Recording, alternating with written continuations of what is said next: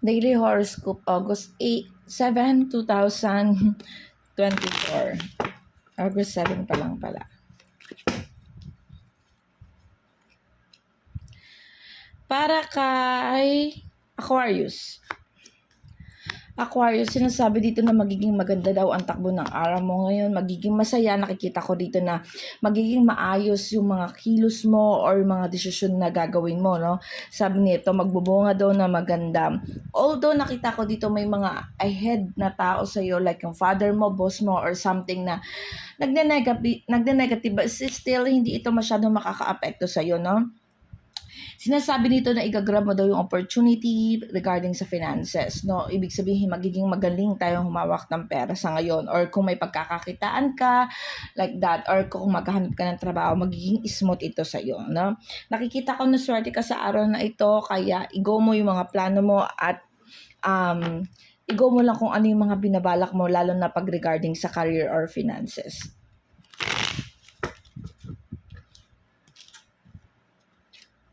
Para naman kay Sagittarius. Sagittarius, okay. Sinasabi dito na mag-ingat daw tayo sa mga taong pinagkakatiwalaan natin, no? Baka nakakasakit tayo or makasaktan tayo. Sabi dito, may mga labanan tayong hindi alam or maaari na pagchichismisan na tayo, no? Sinasabi rin dito sa cards na kahit na ganito yung nangyayari sa'yo, although naramdaman mo yung pagiging malungkot last mga few days or may lungkot kang naramdaman, sabi dito hindi ito magiging dahilan para hindi ka magsimula ulit, no? Sabi dito may new beginning ka daw, kahit na nakikita ko dito na may mga against nga sa'yo, kumbaga merong mga nandyan para tignan or humanap ng kamalian mo, Sagittarius, no? Nakikita ko din naman dito sa cards na sinasabi na magiging maganda daw yung flow ng ng finances mo, magiging smooth siya. Then kung inahangad mo mag-apply ng trabaho, kung may inaasahan kang pera or something na racket, sabi dito magiging ka daw doon, no? So i-go mo yun, focus ka sa mga taong nandyan para sa iyo. Makinig ka dun sa mga powerful na person na mas related sa iyo, ha? Sinakita ko dito may mga advices na paparating sa iyo, or sundin mo yung mga payo nila na kasi makakabuti ito sa iyo, no? Para naman kay Leo.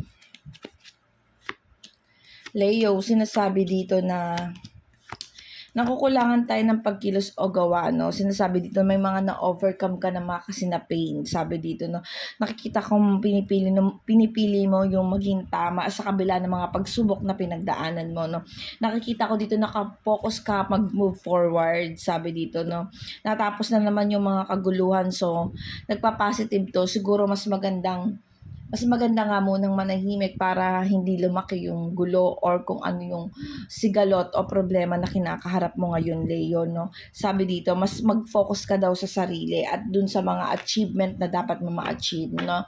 Focus ka sa career or kung saan ka grow, wag dun sa mga taong nagpapahirap at nagpapabigat ang damdamin mo. Para naman kay Libra,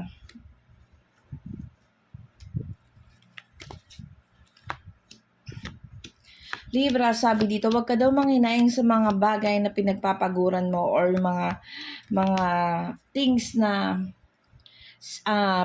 binigyan mo na ng effort. Sabi hindi ka naman daw mabibigo dito, no? Sabi dito hindi ka naman daw masasaktan. Although nakita ko dito may mga tao na hindi sumasang-ayon sa kagustuhan mo o hindi nakikipag-cooperate sa mga plano mo. But still sinasabi dito, alam kong determinado ka, maa-achieve mo yung mga gusto mo ma-achieve. Makukuha mo yung gusto mo makuha. Sabi dito matatapos kung ano yung kaguluhan na meron sa'yo. Sabi dito, basta focus sa mga gagawin mo, magbubunga ito ng maganda. Sabi dito, victory. So napakaganda ng araw mo ngayon, Libra. Claim it and nakikita ko magiging successful ka regarding sa mga desisyon na gagawin mo, especially kung ito ay kaperahan o regarding sa career, no? Then sa mga taong nakapaligid sa'yo, nakikita ko may nagde-negative. So huwag ka mag-focus sa mga bagay na gano'n. Na-focus lang dun sa kung anong makakapag-ahead sa atin or enhance sa atin, no? Para naman kay Capricorn.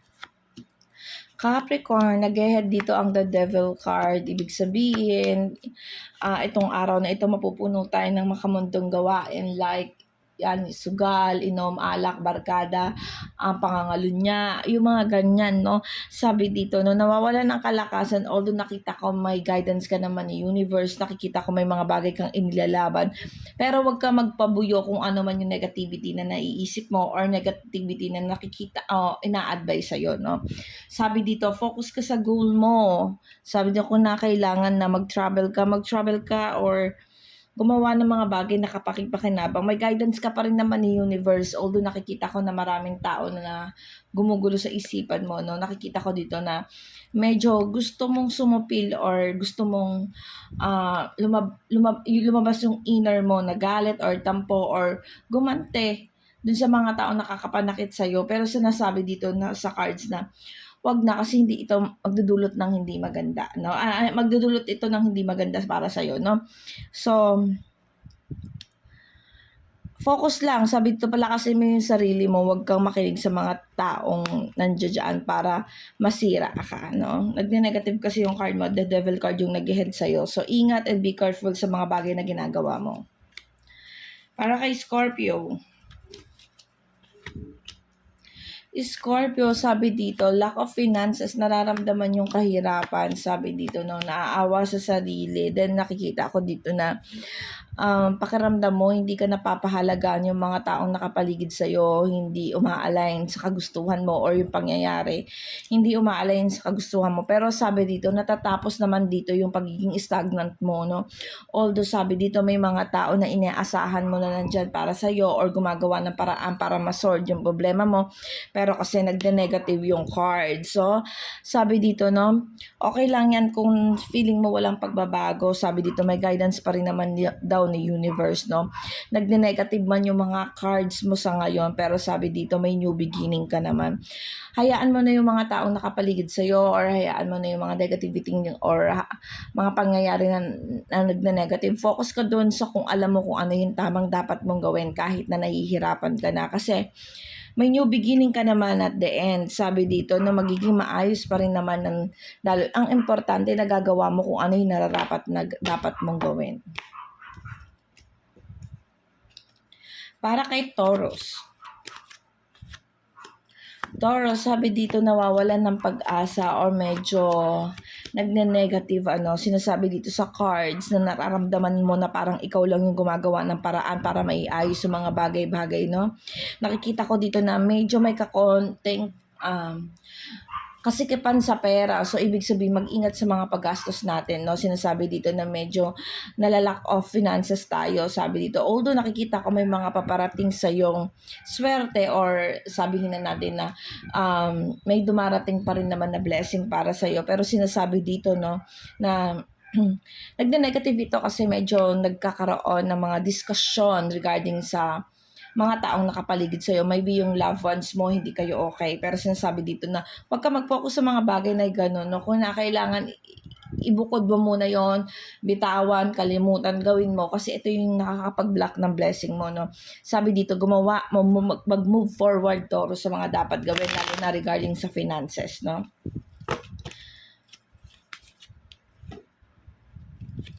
Okay, punta naman tayo kay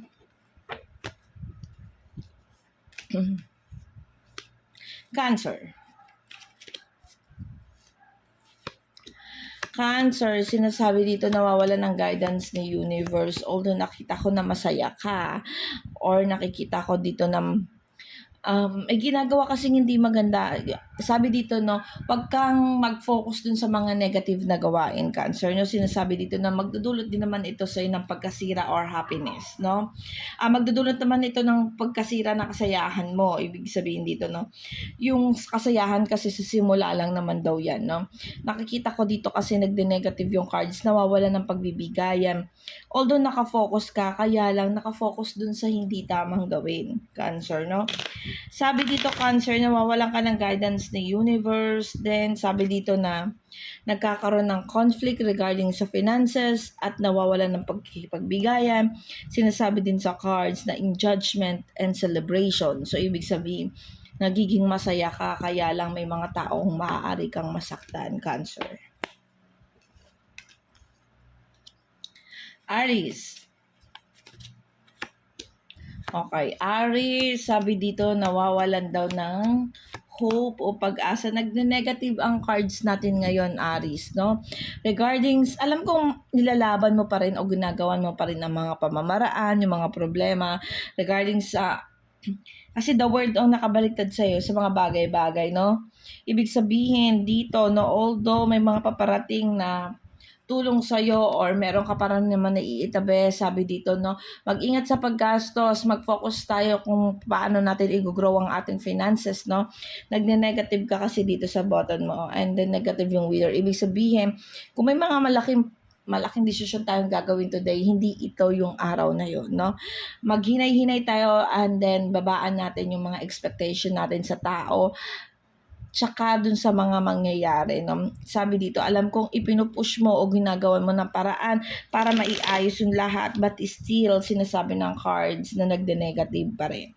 So kung may mga major kang pagdedesisyonan, hindi ito yung tamang araw doon, no? Kung meron kang gustong kausapin, wag mo na babaan muna natin yung temper din natin, no?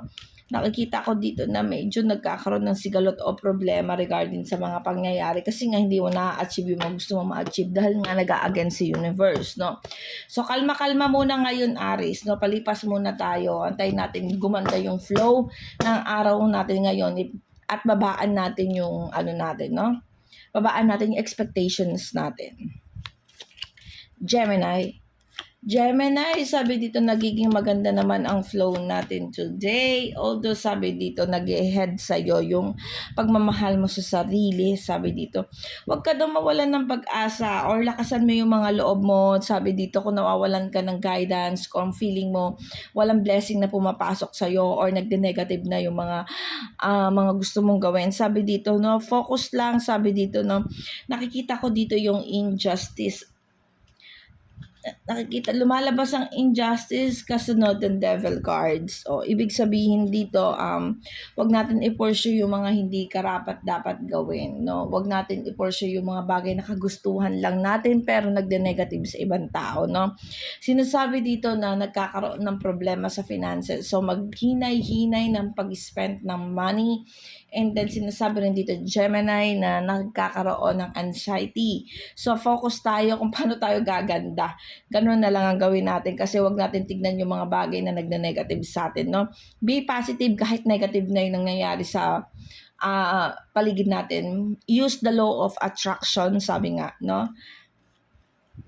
So maghinay-hinay, Gemini, focus sa sarili, wag sa ibang tao. Alam ko masyado kang attached sa ibang tao pero sinasabi dito sa cards na hindi natin pwedeng gawin yung mga maling bagay para lang mapakalma yung ibang tao sa sitwasyon nila.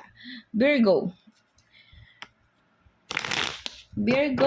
ngayon ang araw mo, ang alam ko ang planeta ay babaksak, ang new moon ay babaksak sa Virgo.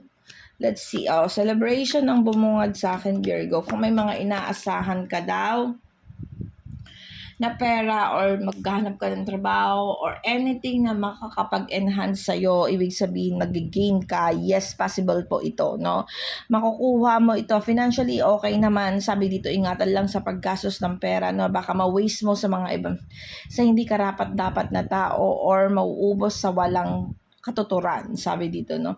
Nakikita ko dito nagde-negative naman ang mga tao sa paligid mo. So, ibig sabihin, nag-unsuccessful ka dun sa love life. Sabi dito, focus ka na lang sa sarili mo sa muna kung mag-spend ka ng money sa sarili mo, wag sa ibang tao, okay? Nakikita ko kasi dito na nagne-negative yun, parang masakit man isipin pero parang malulugi ka this time sa pag-spend mo ng time, effort at syempre ng finances sa ibang tao kasi hindi nila ito ma-appreciate. Para naman kay Pisces, sabi dito na overcome mo na daw yung mga betrayal, wag kang mag-alala. Although nakikita ko dito na naawa ko sa sarili mo kasi nagne-negative yung mga taong nag-a-ahead sa'yo, lalo na yung mga siguro nagkaroon kayo ng tumpuhan ng nanay mo or something like feminine version pero nagne-negative siya sa'yo, hindi siya sumasang-ayon. Maaaring boss mo or something, maaaring yung sarili mo, no? Nakikita ko dito ng lack of stability regarding sa finances, so kailangan maghinay-hinay tayo sa paggastos at focus tayo kung kung paano tayo mag-gain ng pera. Then sinasabi dito na may guidance ka naman daw ni universe kahit na hindi ka lumayo or kahit na sabihin natin mag-stay ka lang kung nasaan ka, no? Sinasabi dito na you need to choose yourself than others. Sabi dito, no? Na-overcome mo na yung mga betrayal, which is okay yon. Sabi dito, nalagpasan mo na kung ano yung mga problemang paparating sa'yo. But still, sabi dito, mag-focus ka sa dapat mong gawin. Baka kaya nagde-negative itong ahead sa'yo na queen or nagkakaroon ng mga maling pagdedesisyon is hindi nakapokus or hindi mo pa nakikita yung mga dapat mong gawin, Pisces, no? So, focus then. Alam kong ma-alignment ka naman kay universe today. Sabi dito, you need to choose what is better sa'yo, no? Tanggalin natin yung pakiramdam na naaawa tayo sa sarili or yung nagde-negative or something na magpagiging emotional natin, no? Sabi dito, focus lang muna sa mga dapat gawin. At ito po ang aking daily horoscope. Salamat po sa mga sumasubaybay.